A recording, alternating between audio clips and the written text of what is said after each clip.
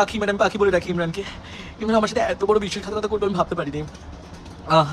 Guys তোমরা please ইমরানকে tag করো যে ও আমার সাথে এত বড় বিশ্বাসঘাতকতা কি করে করলে।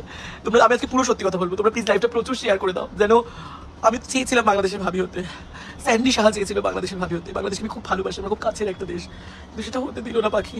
ইমরান হতে দিল না। আমার নামে মিথ্যা মতবাদ মানে মতবাদ বলছি, দেশের মাথা ভুলে গেল।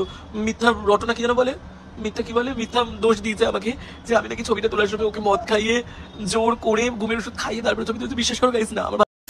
তো গাইস আপনারা হয়তো অনেকেই জানেন যে বিডি ইমরান এবং সেন্ডি সাহাকে নিয়ে একটি নিউজ বর্তমানে নিউজ ফিডে খুব বেশি চর্চায় রয়েছে। তো আজকে তাদের দুজনের কথা শুনবো যে তারা একে অপরকে নিয়ে কি কথা বলতেছে, আসলে ঘটনা সত্য না মিথ্যা।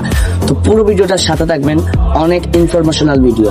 তো এখন আমরা সেন্ডি সাহার পুরো কথা শুনবো, তারপর বিডি ইমরানের কথা শুনবো। আসসালামু আলাইকুম।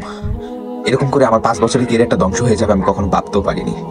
আমি মুসলিম পরিবারের সন্তান, আমি কখনো এরকম কাজ করতে পারবো না, কারণ আমি আমার নবীকে বিশ্বাস করি, আল্লাহকে বিশ্বাস করি। হ্যাঁ, আমি 5 ওয়াক্ত নামাজ পড়ি না ঠিকই, কিন্তু মাঝে মাঝে তো নামাজ পড়ি।